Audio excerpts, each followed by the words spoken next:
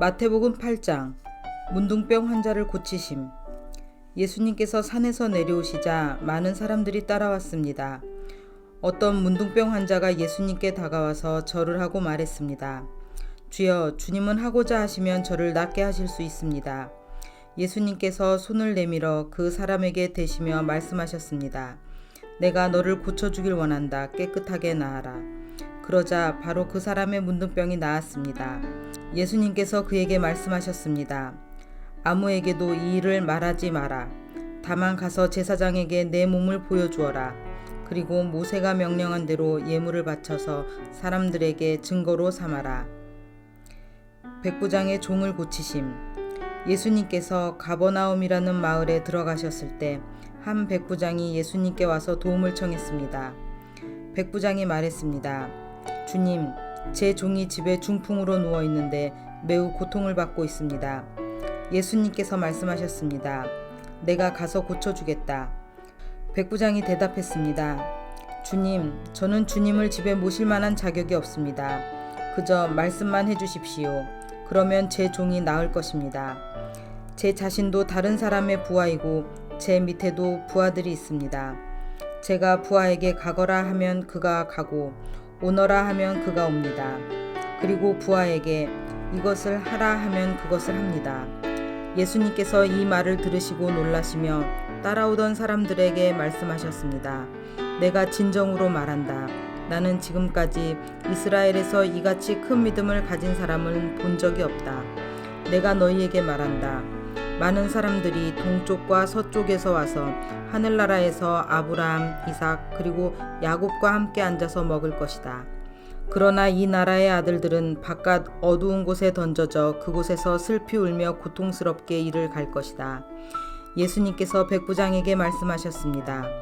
가거라, 내가 믿은 대로 내게 이루어질 것이다. 그러자 백부장의 종이 그 순간에 치료되었습니다.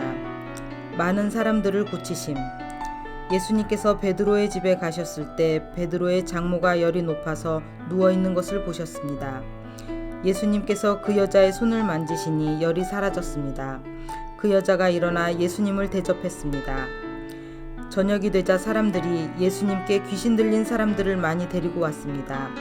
예수님께서 말씀으로 귀신을 쫓아내시고 모든 병자들을 고쳐주셨습니다.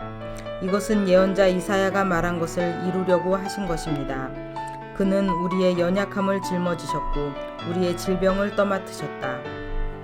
예수님을 따르려면.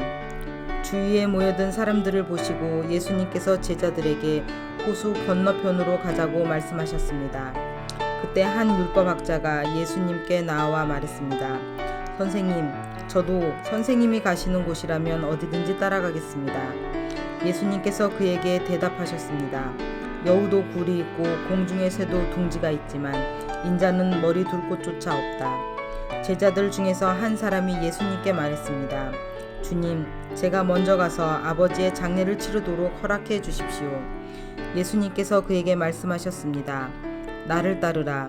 죽은 사람의 장례는 죽은 사람이 치르도록 하여라. 폭풍을 멈추게 하심. 예수님께서 배를 타시자 제자들이 함께 따라왔습니다. 호수에 매우 거친 폭풍이 일어나 파도가 배를 뒤엎었습니다. 그러나 예수님께서는 주무시고 계셨습니다. 제자들이 가서 예수님을 깨웠습니다. 주님, 살려주십시오. 우리가 빠져 죽을 지경입니다. 예수님께서 왜 무서워하느냐, 믿음이 적은 자들아 하고 말씀하셨습니다. 그리고 일어나 바람과 바다를 꾸짖으시자 아주 잠잠해졌습니다. 사람들이 놀라서 말했습니다. 도대체 예수님은 어떤 분이시길래 바람과 바다도 이분의 말씀에 순종하는가? 귀신 들린 두 사람을 고쳐주심. 예수님께서 호수 건너편 가다라 지방에 오셨을 때였습니다. 귀신 들린 두 사람이 무덤 사이에서 나오다가 예수님과 마주쳤습니다. 이들은 모두 사납기 때문에 아무도 그 길로 지나다닐 수 없을 정도였습니다. 그 두 사람이 소리쳤습니다. 하나님의 아들이여, 당신이 우리와 무슨 상관이 있습니까? 때가 되기도 전에 우리를 괴롭히려고 여기에 오셨습니까? 마침 거기서 얼마간 떨어진 곳에 많은 돼지떼가 먹이를 먹고 있었습니다. 귀신들이 예수님께 간청했습니다. 만일 우리를 이 사람들에게서 쫓아내시려면 저 돼지떼 속으로 보내주십시오. 예수님께서 그들에게 말씀하셨습니다. 가거라. 귀신들은 그 사람들에게서 빠져나와 돼지떼 속으로 들어갔습니다. 그러자 돼지떼가 산 아래에 있는 호수로 달려가더니 모두 물속에 빠져 죽었습니다. 돼지를 치던 사람들은 마을로 달려가서 귀신 들린 사람들에게 일어난 모든 일들을 사람들에게 이야기했습니다. 그러자 온 마을 사람들이 예수께 나와 예수님을 보고 자기 마을을 떠나가 달라고 말했습니다. 마태복음 9장 중풍병 환자를 고치심. 예수님께서 배를 타시고 호수를 가로질러 고향으로 돌아오셨습니다. 그때 사람들이 중풍병 환자 한 사람을 침상에 누인 채 예수님께로 데려왔습니다. 예수님께서 사람들의 믿음을 보시고 중풍병 환자에게 말씀하셨습니다. 안심하여라 아들아, 내 죄가 용서받았다. 몇몇 율법학자들이 속으로 말했습니다. 이 사람이 하나님을 모독하는구나. 예수님께서 그들의 생각을 아시고 말씀하셨습니다. 어찌하여 너희가 마음속으로 악한 생각을 하느냐. 내 죄가 용서받았다라고 하는 것과 일어나 걸어라 하고 말하는 것 중에서 어느 것이 더 쉽겠느냐. 그러나 인자가 땅에서 죄를 용서할 권세를 가지고 있다는 것을 너희에게 보여주기 위함이었다. 그리고 예수님께서 중풍병 환자에게 말씀하셨습니다. 일어나 내 침상을 가지고 집으로 가거라. 그러자 그 사람이 일어나 집으로 갔습니다. 사람들이 이것을 보고 두려워하며 사람에게 이런 권세를 주신 하나님께 영광을 돌렸습니다. 죄인을 부르러 오심. 예수님께서 그곳을 떠나 길을 가시다가 마태라는 사람이 세관에 앉아 있는 것을 보셨습니다. 예수님께서 그에게 말씀하셨습니다. 나를 따라오너라. 그러자 마태는 일어나서 예수님을 따라갔습니다. 예수님께서 마태의 집에서 식사를 하실 때였습니다. 많은 세리들과 죄인들이 와서 예수님과 제자들로 더불어 함께 식사를 하고 있었습니다. 바리새파 사람들이 이것을 보고 제자들에게 말했습니다. 어째서 너희 선생님은 세리들과 죄인들하고 함께 어울려 식사를 하느냐. 예수님께서 이 소리를 들으시고 말씀하셨습니다. 건강한 사람은 의사가 필요 없으나 환자들은 의사가 필요하다. 너희는 가서 나는 희생제물보다 자비를 원한다 라는 말씀이 무슨 뜻인지 배워라. 나는 의인을 부르러 온 것이 아니라 죄인을 부르러 왔다. 새 포도주는 새 부대에. 그때 요한의 제자들이 예수님께 와서 말했습니다. 우리들과 바리새파 사람들은 자주 금식을 하는데 왜 선생님의 제자들은 전혀 금식을 하지 않습니까? 예수님께서 이들에게 대답하셨습니다. 결혼식에 참석한 사람들이 신랑과 함께 있을 때 슬퍼할 수 있느냐? 그러나 신랑을 빼앗길 날이 올 텐데 그때는 금식할 것이다. 그 누구도 새 천 조각을 낡은 옷에 대고 깁지 않는다. 만일 그렇게 하면 새 천 조각이 그 옷을 잡아당겨 더 심하게 찢어질 것이다. 그 누구도 새 포도주를 낡은 가죽 부대에 담지 않는다. 만일 그렇게 하면 낡은 부대가 터져 포도주가 쏟아지고 가죽 부대도 못 쓰게 될 것이다.